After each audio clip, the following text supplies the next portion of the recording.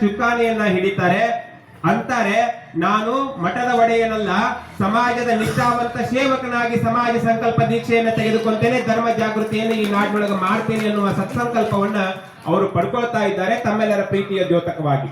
ಅವರು ಸಮಾಜಕ್ಕಾಗಿ ದುಡಿತೀವಿ ಅಂತ ತಿಳ್ಕೊಂಡು ಹೇಳಿ ತಮ್ಮ ಎಲ್ಲ ಆಶೋತ್ತರಗಳನ್ನ ಬದಿಗಿಟ್ಟು ಕಾವಿ ಬಟ್ಟೆಯನ್ನ ಹಾಕಿಕೊಂಡು ನಮ್ಮೂರಿನ ಏಳಿಗೆಗಾಗಿ ಶ್ರಮಿಸುತ್ತಿರುವಾಗ ಅವರ ಜೊತೆಗೆ ನಾವು 10 ಹೆಜ್ಜೆಯನ್ನು ಇಡೋದು. ಸ್ವಾಮೀಜಿ, ನಿಮ್ಮಿಂದ ನಾವದೇವೆ, ನೀವೇನು ಕೆಲಸ ಕಾರ್ಯಗಳನ್ನ ಮಾಡಾಕತ್ತೀರಿ, ನಾವು ನಿಮ್ ಜೊತೆಗೆ ಹೆಜ್ಜೆ ಹಾಕಿ ಬರ್ತೇವೆ, ಧರ್ಮ ಜಾಗೃತಿಯನ್ನ ಮಾಡ್ತೀವಿ ಅಂತ ನೀವು ಪಥಸಂಚಲನದೊಳಗೆ ಪಾಲ್ಗೊಂಡು ಅವ್ರು ಕೊಡುವಂತ ರುದ್ರಾಕ್ಷಿಯನ್ನ ತೆಗೆದುಕೊಂಡು ಒಂದಿಷ್ಟು ಹಣಿ ಮೇಲೆ ಭಸ್ಮವನ್ನು ಹಚ್ಚಿಕೊಂಡು ಗುರುನಾಮ ಸ್ಮರಣೆಯನ್ನ ಮಾಡಿಬಿಟ್ರೆ ಸಾಕು, ಅವರಿಗೆ ಆನೆ ಬಲ ಬಂದಂತಾಗ್ತದೆ. ಎಡದ ಕೈಯಲ್ಲಿ ಲಿಂಗ ಪೂಜೆಯನ್ನ ಮಾಡಿಕೊಂಡು ಆತ್ಮಕಲ್ಯಾಣವನ್ನ ಮಾಡ್ತಾರೆ, ಬಲದ ಕೈಯಲ್ಲಿ ಜೋಳಿಗೆಯನ್ನ ಹಿಡಿದು ಜನರಲ್ಲಿರ್ತಕ್ಕಂಥ ದುಶ್ಚಟಗಳನ್ನ ಜೋಳಿಗೆಗೆ ಹಾಕೊಂಡು ಸದ್ಧರ್ಮ ದೀಕ್ಷೆಯನ್ನ ಕೊಟ್ಟು ಸಮಾಜದ ಏಳಿಗೆಗಾಗಿ ಅವರು ಪರಿಶ್ರಮಿಸುವುದಕ್ಕೆ ಕಂಕಣಬದ್ಧರಾಗಿದ್ದಾರೆ. ನಾವೆಲ್ಲರೂ ಅದಕ್ಕೆ ಸಾಕ್ಷಿಯಾಗಲಿದ್ದೇವೆ.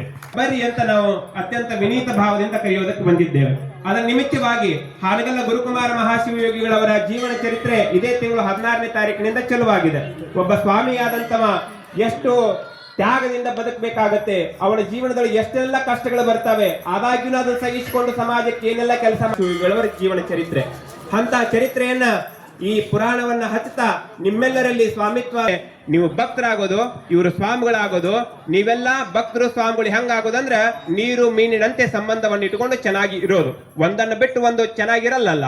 ಏನು, ಮೀನ್ ಇರ್ಲಿಕ್ಕಂದ್ರೆ ನೀರು ಸ್ವಚ್ಛ ಇರಂಗಿಲ್ಲ, ನೀರು ಇರದೇ ಇದ್ರೆ ಮೀನು ಬದುಕಂಗಿಲ್ಲ. ಇದು ನೀರಿನ ಸಂಬಂಧ, ಅದು ಅದ್ಭುತವಾಗಿರ್ತಕ್ಕಂಥ. ನನಗೆ ಬಹಳ ಖುಷಿ ಆಗಿದ್ದು ಈ ವಾರ್ಡ್ನೊಳಗೆ ಏನಂದ್ರೆ ಎಲ್ಲಾ ತಾಯಿಯಂದಿರು ಕೈಯೊಳಗೆ ಮೈಕ್ ಹಿಡ್ಕೊಂಡಿನ ಕಾಯ ಅಂತಿದ್ರು. ಬಹಳ ಖುಷಿ ಆಯ್ತು. ಒಂದ್ಸಾರಿ ಜೋರಾಗಿ ಚಪ್ಪಾಳೆ ತಟ್ರಿ.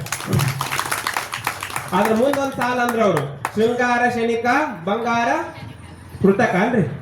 ಶೃಂಗಾರ ಕೃತಕ ಬಂಗಾರ ಕ್ಷಣಿಕ ಅಂದ್ರು. ಇವ್ ಅದ್ರ ಅರ್ಥ ನಿಮ್ಗೆ ಗೊತ್ತಾಗೈತೆ ಅನ್ಕೊಂತೀನಿ ನಾನು. ಬಹಳ ಖುಷಿ ಆಯ್ತು ನನಗೆ.